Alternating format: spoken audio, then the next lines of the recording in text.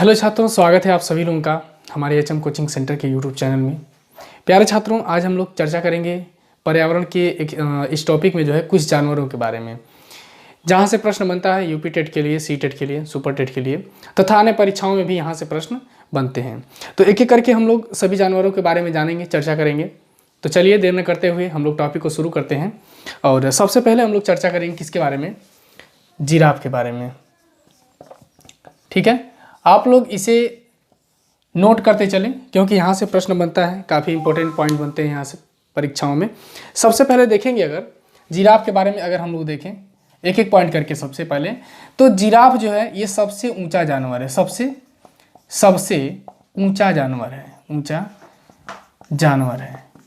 पृथ्वी पर पाया जाने वाला यह सबसे ऊंचा जानवर कहलाता है जिराफ। ठीक है ना। अगर इसकी लंबाई को हम लोग देखें, लंबाई के दृष्टिकोण से इसको देखा जाए तो यह लगभग जो है लगभग 5 मीटर, कितना आपका 5 मीटर इसकी लंबाई होती है। एक एक पॉइंट आप लोग एकदम नोट करें, ठीक है ना। यानी कि सबसे ऊंचा जानवर, पृथ्वी पर पाया जाने वाला सबसे ऊंचा जानवर कौन सा आपका, तो जिराफ है। और इसकी ऊंचाई को बात करेंगे लगभग कितना है, तो 5 मीटर। ऊंचाई कितनी है, लगभग 5 मिनट। इसके बाद नेक्स्ट बात इसकी होती है इसकी आयु की बात की जाए तो जिराफ की जो आयु होती है, अगर आयु को देखेंगे हम लोग तो क्या हो जाएगा, इसकी उम्र होती है 25 वर्ष। कितनी होती है, 25 वर्ष। ठीक है। नेक्स्ट अगला पॉइंट इसमें जो बनता है जिराफ में कि यह कितना जो है पत्तियां खा सकता है। लगभग देखेंगे अगर तो यह 35 केजी पत्तियां खा सकता है। कितना आपका, 35 केजी पत्तियां एक दिन में। 24 घंटे में कितना खाता है, एक दिन में 35 केजी पत्तियां खा जाता है। एक अगला पॉइंट देखेंगे तो जिराफ से संबंधित बड़ा इंपॉर्टेंट बनता है कि वह कौन थे जिन्होंने जो है अपने अनुवांशिकी के सिद्धांत के लिए जो है जिराफ का सहारा लिया या जिराफ का प्रयोग किया। यह प्रश्न बहुत पूछता है परीक्षाओं में कि आखिर वे कौन से साइंटिस्ट थे जिन्होंने जिराफ का सहारा लिया आपका। ठीक है, तो वो थे आपका, कौन थे अनुवांशिकी के सिद्धांत के लिए। ठीक है, वो थे आपका लैमार्क जी। कौन थे आपका, लैमार्क। यानी कि अनुवांशिकी के सिद्धांत के अध्ययन के लिए अगर हम बात करें, अनुवांशिक सिद्धांत के लिए जो उन्होंने अध्ययन किया तो किसका सहारा लिया, तो जिराफ का सहारा लिया। और वो वैज्ञानिक कौन थे आपका, लैमार्क जी थे। ठीक है ना। इसके बाद देखेंगे एक चीज और कि यह सबसे कम सोने वाला जानवर है। जिराफ जो है यह सबसे कम सोता है। ठीक है ना। यानी कि सबसे कम सोता है, सबसे कम सोता है जिराफ, सबसे कम सोता है। ये लगभग 2 घंटा, अगर ये लगभग 2 घंटा सो लिया तो इसने अपने स्कोर को क्या किया, पूरा कर लिया। ठीक है ना। यानी कि यह 2 घंटा सोता है, यानी कि सबसे कम सोने वाला जानवर है। ठीक है। इसके बाद देखेंगे इसकी मादा जो है खड़े होकर बच्चे को जन्म देती है। इसकी मादा खड़े होकर बच्चे को जन्म देती है। ठीक है ना। मादा जो है इसकी खड़े होकर बच्चे को जन्म देती है। ठीक है ना। यानी कि ये पॉइंट है आपके जिराफ के। और एक चीज़ और इसका सबसे इंपॉर्टेंट बात है कि ये जब चलता है, जिराफ जब चलता है तो एक तरफ का पैर सबसे पहले ये दोनों एक साथ बढ़ाता है आगे। यानी कि जो आगे का पैर है और एक पैर पीछे का, एक साइड का पहले ये एक साथ आगे बढ़ाएगा, इसके बाद फिर दूसरा वाला पैर क्या करता है, आगे बढ़ाता है। यानी कि ये चलता कैसे है आपका, दोनों तरफ का, यानी कि एक तरफ का दोनों पैर, एक तरफ का दोनों पैर एक साथ आगे बढ़ाता है, एक साथ आगे बढ़ाता है। जैसे मान लीजिए कि ऐसे देख लें कि ये जिराफ है और 2 पैर आगे 2 पैर पीछे। ठीक है ना। यानी कि ये एक पैर अगर इसको आगे बढ़ाएगा तो इसी के साथ में इसको भी आगे बढ़ाएगा, फिर इसको आगे बढ़ाएगा जब तो इसी के साथ में इसको आगे बढ़ाएगा। ठीक है ना। यानी कि ये दोनों पैर एक साथ, एक साइड का ये दोनों पैर एक साथ आगे बढ़ाते हैं, फिर एक साइड का दोनों पैर एक साथ आगे बढ़ाते हैं। ठीक है।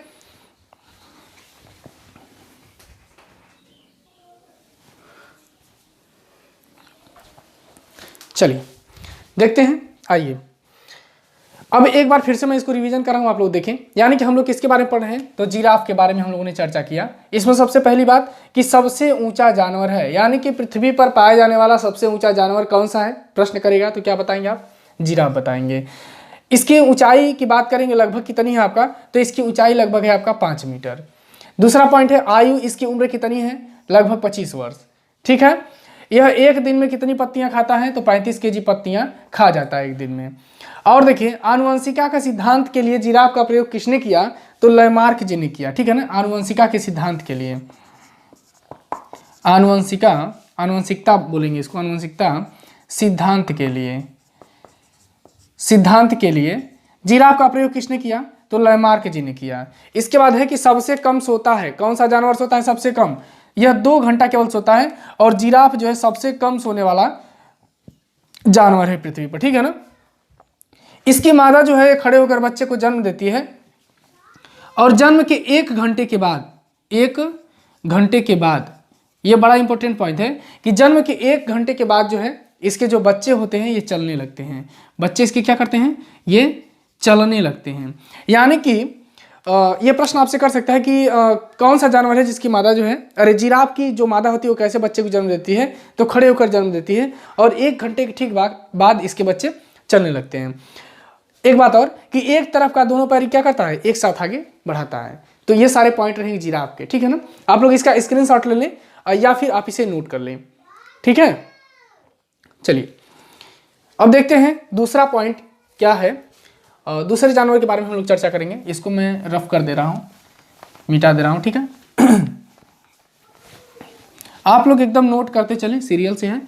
यूपी टेट वालों के लिए काफ़ी महत्वपूर्ण टॉपिक है, और चूंकि कंपटीशन वालों के लिए तो सब कुछ महत्वपूर्ण होता है, ये यूपी टेट के लिए और भी महत्वपूर्ण है आपका। चलिए नेक्स्ट अगला है आपका पेंगुइन पक्षी। नाम सुना होगा आप लोगों ने पेंगुइन के बारे में, ठीक है ना। पेंगुइन,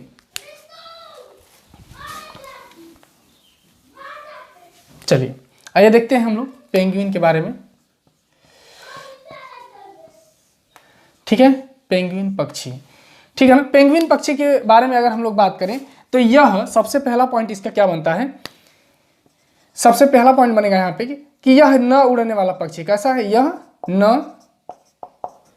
यह न उड़ने वाला पक्षी है। पेंगुइन कैसा पक्षी है?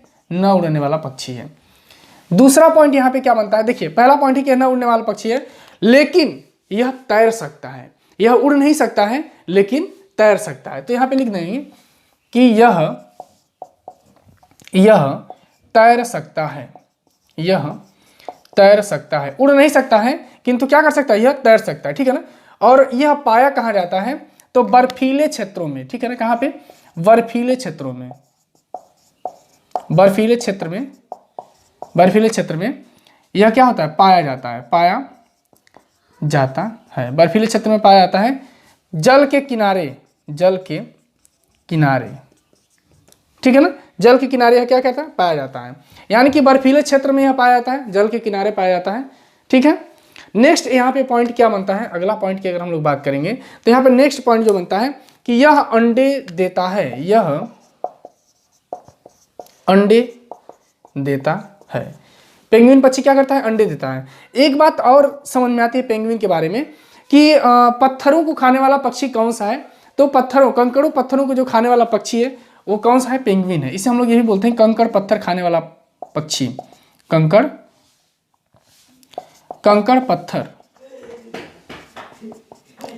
पत्थर खाने वाला पक्षी भी इसे हम लोग कहते हैं। कंकड़ पत्थर खाने वाला पक्षी है, ठीक है ना। दूसरा पॉइंट यहाँ से क्या बनता है कि यह समूह में पाया जाता है। यह पक्षी कैसे पाया जाता है? यह समूह में पाया जाता है। तो आप लोग नोट कर लें इसको भी कि यह समूह में पाया जाता है, यह समूह में पाया जाता है, ठीक है। अब इसके बाद हम लोग बात करेंगे कि आखिर ये कैसा है? शाकाहारी है कि मांसाहारी है? कैसा है, ठीक है। तो जो पेंगुइन पक्षी है आपका, ये मांसाहारी पक्षी कहा जाता है। क्या कहा जाता है? मांसाहारी। मांसाहारी ये पक्षी कहा जाता है, मांसाहारी पक्षी है। यह एक मांसाहारी पक्षी है। और ये क्या खाता है? तो समुद्री मछलियों को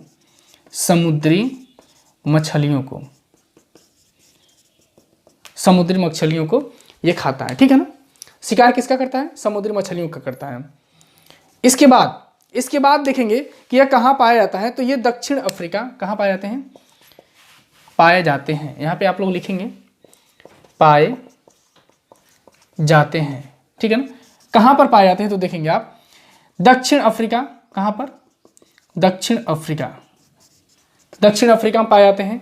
इसके बाद है आपका न्यूजीलैंड में पाए जाते हैं, ठीक है ना। इन सारी जगहों पे पाए जाते हैं। इसको आप लोग नोट करें, फिर मैं ऊपर लिखूं, ठीक है ना, आप लोग इसे नोट कर लें। चलिए अब मैं ऊपर लिख देता हूं कि ये कहाँ पाए जाते हैं। इसको रफ कर दूं, एक एक करके आप लोग नोट करते चलें, ध्यान दें। पाया जाता है, कहां पर? ये कहां पर पाया जाता है, यहां लिख लेंगे आप, कहां पाया जाता है। तो ये पाया जाता है आपका दक्षिण अफ्रीका। कहां पे? दक्षिण अफ्रीका, दक्षिण अफ्रीका। दक्षिण अफ्रीका मिलता है न्यूजीलैंड, न्यूजीलैंड, यानी कि दक्षिण अफ्रीका हो गया, न्यूजीलैंड हो गया, अंटार्कटिका, अंटार्कटिका में पाया जाता है, अर्जेंटीना में भी पाया जाता है, चिली, ठीक है ना, ऑस्ट्रेलिया में भी ये पाया जाता है आपका, तो यहां पे लिख लेंगे ऑस्ट्रेलिया भी, ऑस्ट्रेलिया, ठीक है। इन सारी जगहों पे ये पेंगुइन पक्षी पाए जाते हैं आपका, ठीक है। ये कैसे होते हैं? मांसाहारी होते हैं, कंकड़ पत्थर खाते हैं, ये उड़ नहीं सकते हैं, ये जल में तैरते हैं। कहाँ पाए जाते हैं? बर्फीले एरियाओं में पाए जाते हैं, जहाँ पे जल होता है, जल के किनारे ये पाए जाते हैं। ये एक चीज़ और इसमें है कि ये अंडे देते हैं, ठीक है ना। और इसमें देखेंगे एक चीज़ कि जो नर पेंगुइन होता है वो क्या करता है? अंडे की देखभाल करता है। ये प्रश्न पूछता है कि कौन सा पेंगुइन जो है अंडे की देखभाल करता है, तो नर पेंगुइन जो है वो अंडे की देखभाल करता है। नर पेंगुइन क्या करता है? अंडे की देखभाल करता है, अंडे की देखभाल करता है। यानी कि नर पेंगुइन क्या करता है? ये अंडे की देखभाल करता है, ठीक है। तो ये सारे रहे पेंगुइन के इंपॉर्टेंट पॉइंट। 25 अप्रैल को, नेक्स्ट अगला पॉइंट कि 25 अप्रैल को विश्व पेंगुइन दिवस मनाया जाता है, ठीक है। यानी कि 25 अप्रैल को जो है ये विश्व पेंगुइन दिवस मनाया जाता है। चलिए एक बार और रिवीजन कर लेते हैं। यह कैसा पक्षी है? तो ये मांसाहारी पक्षी है, समुद्री मछलियों का क्या करता है? शिकार करता है। ये उड़ नहीं सकता है लेकिन पानी में तैर सकता है। ये अर्जेंटीना, चिली, दक्षिण अफ्रीका, न्यूजीलैंड, ऑस्ट्रेलिया आदि जगहों पर यह पाया जाता है। यह अंडे देने वाला पक्षी है। इसका जो नर पेंगुइन होता है वो क्या करता है? अंडे की देखभाल करता है। और 25 अप्रैल को हम विश्व पेंगुइन दिवस क्या करते हैं? मनाते हैं। यह पक्षी समूह में पाया जाता है, ठीक है। कंकड़ पत्थर को खाने वाला पक्षी भी इसे कहा जाता है। तो ये सभी पॉइंट किसके रहे? पेंगुइन के रहे, जो मोस्ट इंपॉर्टेंट है, आप इसे नोट कर लें, ठीक है ना। चलिए अब इसके बाद हम लोग अगला जो है उसकी चर्चा करते हैं। हम लोग देखेंगे व्हेल के बारे में, ठीक है ना। व्हेल के बारे में हम लोग चर्चा करेंगे। तो आज की इस क्लास जानवरों के लिए है, जो काफ़ी इंपॉर्टेंट है। जानवरों की सारी बातें होंगी इसमें, मोस्ट इंपॉर्टेंट है। देखेंगे हम लोग व्हेल के बारे में। बहुत पहले से आप लोग सुनते आ रहे हैं व्हेल मछली, ठीक है ना। व्हेल के बारे में हम लोग पढ़ेंगे, इसका एक एक पॉइंट की हम लोग चर्चा करेंगे व्हेल के बारे में। देखेंगे पहला पॉइंट कि यह पानी में रहती है। कहाँ रहती है? ये पानी में रहती है। यह पानी में रहती है, ठीक है ना। और ये कैसी होती है? स्तनधारी जीव है आपका, ठीक है। स्तनधारी जीव है, यानी कि व्हेल जो है यह पानी में रहती है, एक स्तनधारी जीव है। क्यों? क्योंकि यह बच्चे को जन्म देती है, ठीक है। बच्चे को जन्म देती है क्योंकि यह बच्चे को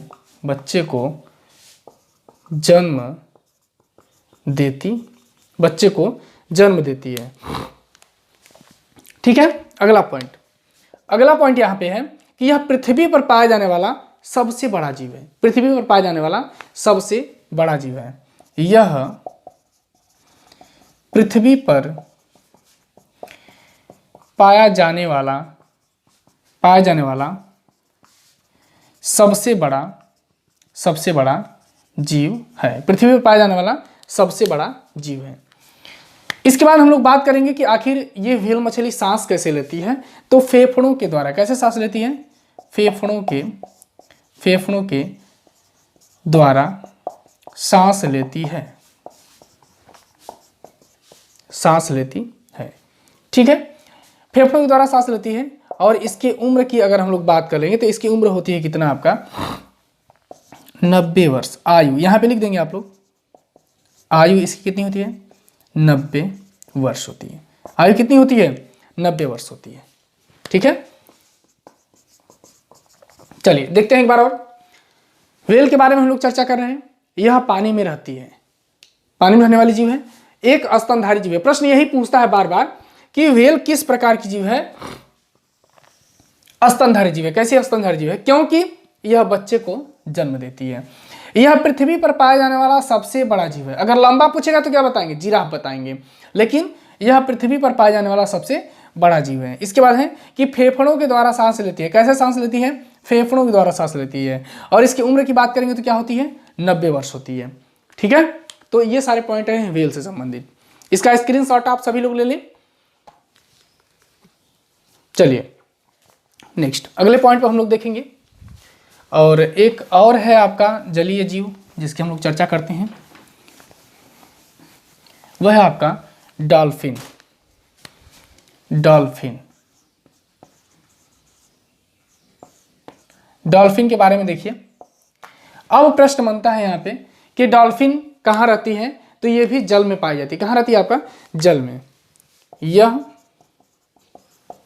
पानी में रहती है। कहाँ रहती है? पानी में रहती है। ठीक है ना। और बच्चों को जन्म देती है, बच्चों को जन्म देती है, जन्म देती है, यानी कि ये भी बच्चों को जन्म देती है। ठीक है ना। डॉल्फिन भी पानी में रहने वाली जीव है और ये बच्चों को जन्म देती है। अब जब ये बच्चों को जन्म देती है तो कैसी हो जाएगी? ये स्तनधारी जीव, स्तनधारी जीव है। कैसी है ये? स्तनधारी जीव, यानी कि डॉल्फिन भी क्या हो जाएगी? स्तनधारी श्रेणी में आएगी। ये भी स्तनधारी जीव कहलाएगी। अगर हम लोग इसकी उम्र की बात करें, इसकी आयु की अगर हम लोग बात करेंगे तो इसकी आयु लगभग होती है 50 साल। कितनी होती है? 50 साल। इसकी आयु, आयु यहाँ पे लिख देंगे आप लोग। आयु कितनी है आपका? 50 साल इसकी आयु होती है डॉल्फिन की। ठीक है, अब देखेंगे एक पॉइंट और यहाँ पे कि अंधी डॉल्फिन, अंधी डॉल्फिन को भारत का राष्ट्रीय जलीय जीव, भारत का राष्ट्रीय जलीय जीव कहते हैं। जलीय जीव माना जाता है या कहा जाता है इसको। अंधी डॉल्फिन को भारत का राष्ट्रीय जलीय जीव माना जाता है। ठीक है ना। अब ध्यान दें कि वो कहाँ से कहाँ के बीच की? तो इलाहाबाद टू हल्दिया, इलाहाबाद जिसे अब हम लोग क्या कहते हैं? प्रयागराज। इलाहाबाद टू हंडिया के बीच। ठीक है ना। हल्दिया आप कह सकते हैं, हल्दिया के बीच। इसे आप लोग प्रयागराज कहेंगे। अब प्रयागराज, यानी कि गंगा डॉल्फिन तो हम लोग क्या कहते हैं? भारत का राष्ट्रीय जलीय जीव कहते हैं हम लोग। ठीक है ना। जो गंगा में पाई जाती है और वो भी कहाँ? इलाहाबाद टू हल्दिया के बीच में। आप सभी डॉल्फिन को नहीं कहेंगे। समुद्र में पाए जाने वाले डॉल्फिन को आप भारत का राष्ट्रीय जलीय जीव नहीं कहेंगे।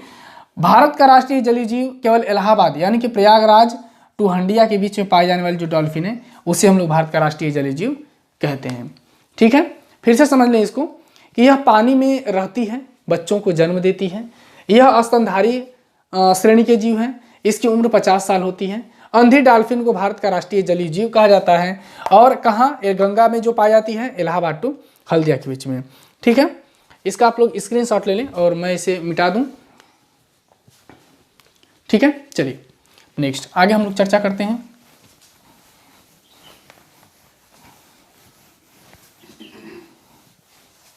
नेक्स्ट अगले पॉइंट पर हम लोग देखेंगे, चर्चा करते हैं मोर के बारे में। ठीक है, मोर के बारे में हम लोग चर्चा करेंगे। देखिए मोर के अगर हम लोग एक एक पॉइंट की बात करेंगे मोर के बारे में, तो मोर क्या है? यह भारत का राष्ट्रीय पक्षी। क्या है आपका? भारत का भारत का राष्ट्रीय पक्षी है। भारत का राष्ट्रीय पक्षी, मोर क्या है? भारत का राष्ट्रीय पक्षी है, ठीक है ना। और इसके पंख की अगर आप बात करेंगे, पंख की बात करें तो किस कलर की होती है? मोर की पंख कैसी होती है? तो नीले और हरे रंग की होती है। इसकी पंख कैसी होती है आपका? तो इसकी पंख नीले पंख, इसके पंख नीले व हरे रंग के होते हैं। इसके पंख कैसे होते हैं? नीले और हरे रंग के होते हैं, ठीक है ना। और इसके सिर पर मुकुट पाया जाता है। क्या पाया जाता है? मुकुट पाया जाता है, ठीक है। यानी कि भारत का राष्ट्रीय पक्षी हम लोग किसे कहते हैं? मोर को कहते हैं। इसके पंख नीले व हरे रंग के होते हैं। इसके सिर पर क्या पाया जाता है? मुकुट पाया जाता है। और इसकी उम्र की अगर बात करेंगे तो इसकी आयु 20 वर्ष, कितनी आपका? 20 वर्ष होती है। एक विशेषता और है इसकी कि यह प्रत्येक वर्ष अपने पंख छोड़ता है। ये मोर की विशेषता होगी आपका कि प्रत्येक वर्ष अपने पंख को ये क्या करता है? छोड़ता है। एक चीज और है कि यह एक सर्वाहारी जीव है। यह एक सर्वाहारी जीव है आपका, ठीक है। हमने मोर के बारे में यहाँ पे चर्चा की। देखेंगे पहला पॉइंट ही यहाँ पे सबसे महत्वपूर्ण, ये सबसे इंपॉर्टेंट पॉइंट है आपका कि यह भारत का राष्ट्रीय पक्षी है। ये बार बार पूछता परीक्षा में। इसके पंख कैसे होते हैं? तो नीले व हरे रंग के इसके पंख होते हैं। इसके सिर पर क्या पाया जाता है? मुकुट पाया जाता है। इसकी आयु कितनी होती है? 20 वर्ष होती है। 20 वर्ष।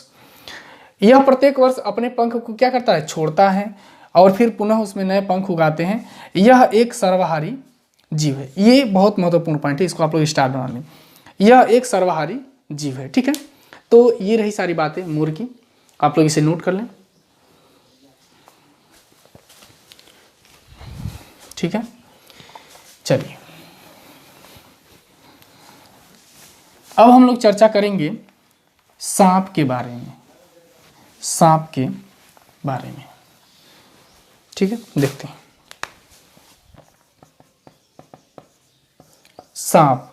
सांप को पूछता है कि यह किस कैटेगरी का जीव है, ठीक है, कैसा जीव है। तो आप जाने कि यह सरीसृप प्रजाति का क्या है? जीव है, सरीसृप। पहला पॉइंट यहाँ पे लिखेंगे, पहला पॉइंट हो जाएगा कि यह, यहाँ पे देख लेंगे आप लोग, यह सरीसृप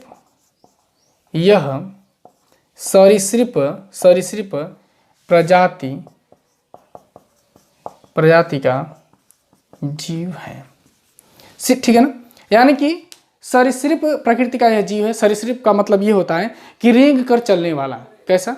रेंग कर चलने वाला। इसका अर्थ होगा आपका रेंग कर चलने वाला। यानी कि सरीसृप उसे हम लोग कहते हैं, जो रेंग कर चलने वाले जीव जंतु होते हैं उसे हम लोग क्या कहते हैं? सरीसृप कहते हैं। अगला पॉइंट यहां से देखेंगे, यह इसके पास दांत इसके पास जो है दांत होते हैं, इसके पास दांत होते हैं, परंतु भोजन निगल कर करता है। यानी कि सांप के पास दांत होते हैं लेकिन यह भोजन को कैसे करता है? उसको घोंट जाता है, निगल के करता है। देखिए सांप के दांत की अगर बात करें तो सांप के पास 2 दांत होते हैं, तस्तरी नुमा। ऐसे समझेंगे कि तस्तरी नुमा ये दोनों दांत होते हैं और वो सीधे आपका जहर की जो नस होती है उससे ये जुड़े होते हैं, ठीक है ना। 2 दांत होते हैं इसके पास। दांतों की संख्या पूछता है, दांतों की संख्या 2। दांतों की संख्या कितनी होती है? 2 दांत होते हैं इसके पास, ठीक है ना। और ये जो दांत होते हैं ना, ये खोखले होते हैं। कैसे होते हैं? खोखले होते हैं। ऐसे समझेंगे खोखले होते हैं, तस्तरी के आकार के होते हैं। ऐसे ये खोखले दांत होते हैं इसके, ऐसे तस्तरी नुमा होते हैं ये दोनों दांत, ठीक है ना, तस्तरी नुमा ऐसे, ठीक है। और ये जैसे ही काटता है किसी को, तो काटने के बाद इसी दांत से होकर के जो जहर क्या होता है, इंसान के ब्लड में चला जाता है, और इंसान के ब्लड में जाने के बाद क्या होता है, इंसान की मौत हो जाती है। एक चीज़ और है सांपों के बारे में कि सभी सांप जो होते हैं वो जहरीले नहीं होते हैं, कोबरा वगैरह जो होते हैं बहुत जहरीले होते हैं, ठीक है। इसलिए सांप कभी भी अगर अटैक करता है, सांप कभी भी आपको काटे तो आप सीधे अस्पताल जाएं, इधर उधर का चक्कर न करें, आप सीधे अस्पताल जाएं, क्योंकि सही इलाज आपको अस्पताल में ही मिल सकता है, ठीक है। तो इसके दांत होते हैं लेकिन खोखले टाइप, 2 दांत होते हैं। प्रश्न पूछता है दांतों की संख्या कितनी होती है, तो दांतों की संख्या इसकी 2 होती है। अगला पॉइंट अगर हम लोग देखेंगे इसकी, तो इसके कान नहीं होते हैं, इसके कान नहीं होते हैं, इसके कान नहीं होते हैं।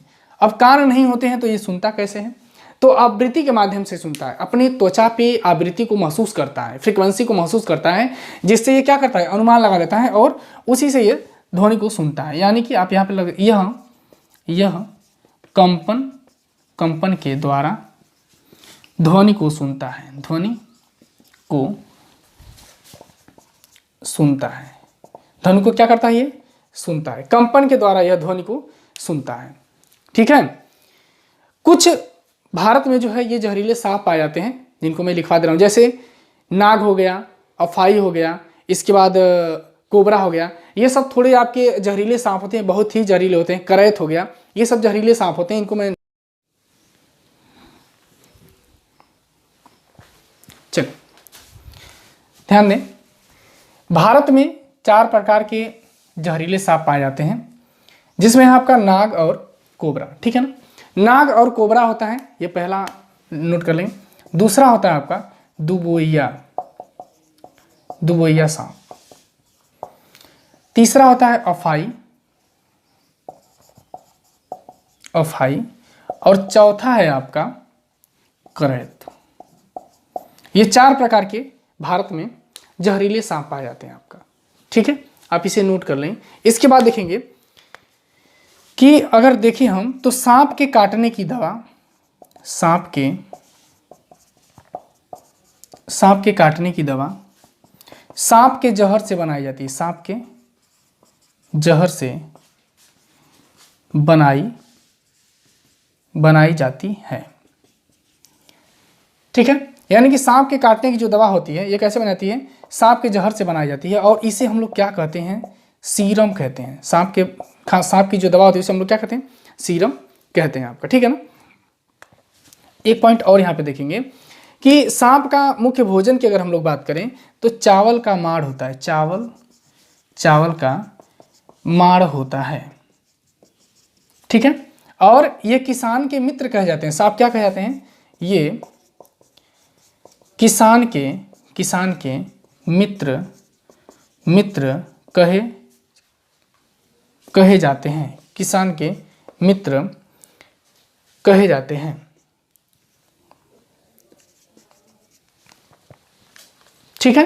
किसान के मित्र इनको हम लोग कहते हैं, क्यों, क्योंकि जो किसान को नुकसान करने वाले सबसे हानिकारक जीव होते हैं, जैसे चूहा हो गया आदि जीवों को ये क्या करते हैं, खा जाते हैं, इसी कारण इन्हें हम लोग क्या कहते हैं, किसान का मित्र कहते हैं। अजगर, एक पॉइंट और नोट करेंगे इंपॉर्टेंट, कि अजगर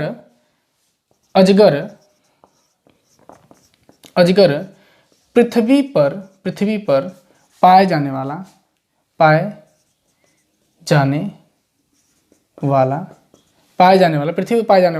सबसे लंबा जीव है, पृथ्वी का सबसे पाया जाने वाला सबसे लंबा जीव है। ऊंचा अगर बात करेंगे तो जिराफ हो जाएगा, ऊंचा क्या है, जिराफ है, और लंबा की बात करेंगे तो अजगर हो जाएगा आपका, ठीक है। यह इनकी अगर लंबाई की बात करेंगे तो लगभग कितना होता है, 30 फीट इनकी लंबाई होती है, ठीक है। एक नृत्य होता है, राजस्थान का नृत्य है कालबेलिया नृत्य, कालबेलिया नृत्य राजस्थान का है। इसे हम लोग क्या कहते हैं, नागिन डांस इसी को कहा जाता है। कालबेलिया नृत्य को क्या कहता है, नागिन डांस कहा जाता है, ठीक है। तो ये रहे कुछ जानवरों के इंपॉर्टेंट पॉइंट, फिर हम लोग कुछ और भी जानवरों के इंपॉर्टेंट पॉइंट की चर्चा करेंगे अगली वीडियो में, ठीक है। तो आप लोग बने रहिए। ऐसे ही हम लोग नेक्स्ट वीडियो में जो चर्चा करेंगे कुछ और भी जानवरों के बारे में चर्चा करेंगे, कुछ पक्षियों के बारे में चर्चा करेंगे, जैसे अभी शेर है, बाघ है, उल्लू है, इस तरह से आदि जो पक्षियाँ हैं उनकी हम लोग चर्चा करेंगे अगली वीडियो में। ठीक है ना। आप इस वीडियो को ज़्यादा से ज़्यादा शेयर करें जिससे और भी जो बच्चे तैयारी करने वाले हैं उनको ये वीडियो क्या हो प्राप्त हो जाए। ठीक है। और हाँ, यदि चैनल पर नए हैं तो चैनल को सब्सक्राइब करें और बेल आइकन को दबा लें जिससे अगली वीडियो हमारी आपको मिल सके, और वीडियो को लाइक ज़रूर करें। ठीक है। इसी के साथ मैं आप लोगों से विदा लेता हूँ। धन्यवाद।